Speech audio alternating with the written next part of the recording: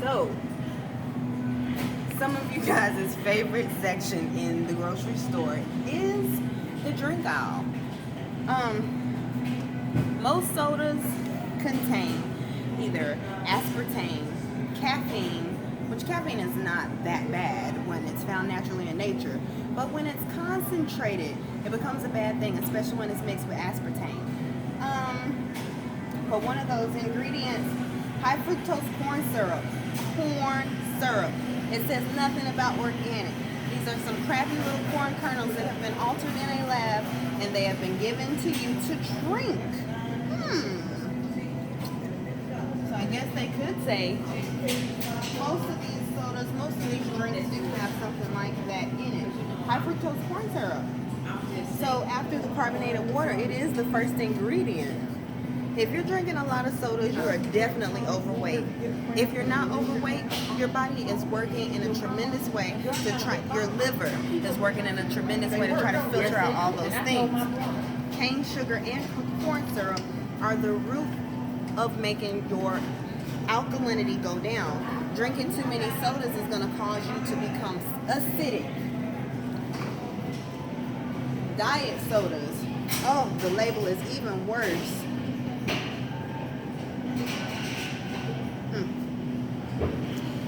Because of the aspartame. Then, when you start getting into juices, you're looking at words like concentrate.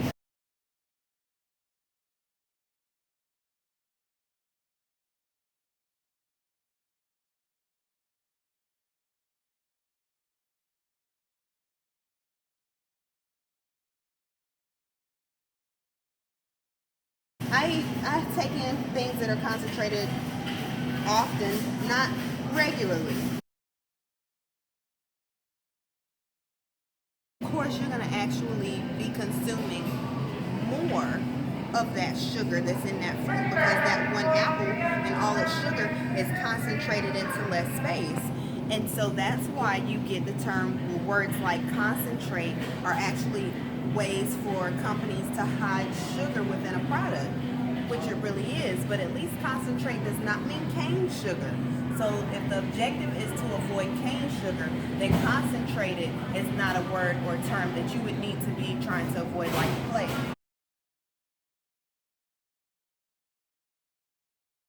When you start looking at things like this one in particular, this one, it says organic cane waters, but it says cane sugar. Why would you want a health food drink with cane sugar in it? Come on. You're defeating yourself. You're defeating your purpose. This Vita Coco, this seems to be the one that's the easiest, the most easy to access. It's the one that I see most often. And it is okay. You know, it's all right. It says coconut water. And then it says less than 1% natural fruit sugar. Okay, vitamin C. That's one of those tough choices that I'm telling you guys about. When the choices get tough, you need to get smart.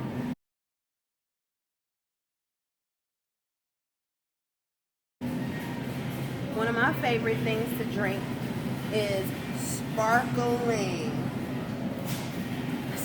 water. Before I became vegan, it was one of the nastiest, most disgusting drinks, because I'm just like, oh my goodness. It wants to be soda, but it is so nasty. But now I take my own fruits, I add it in there. Sometimes I just want to feel the fizz. Sometimes I want to put a piece of ginger and some lime in there. Something to just kind of boost me, make me feel a little bit better, like I'm having a little something to excite my taste buds. Drinking a little something to excite me.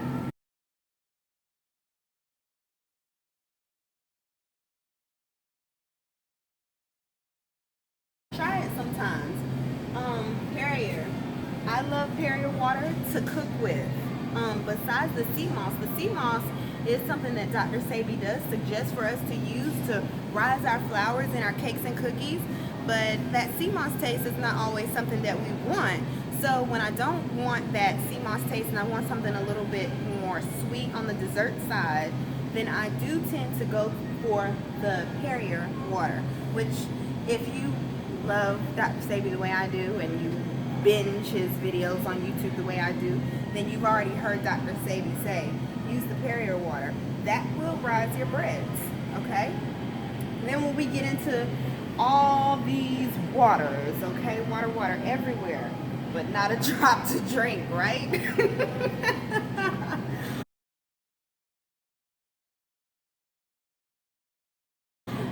Water everywhere, but not a drop to drink. One of the waters that I have tested that I happen to like a lot is this one here, Fiji. I used to not like it too much, but when I tested it on the pH level, it was pretty high. I was, before that, buying this Essentia. It says 9.5 pH or higher.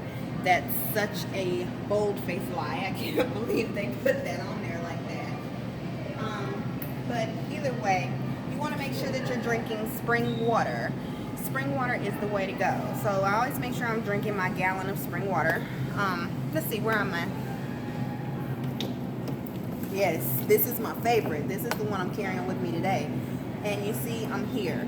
And it's 3 o'clock, so I'll finish that easily. And then I'll have other waters to drink, other exciting things to drink, okay?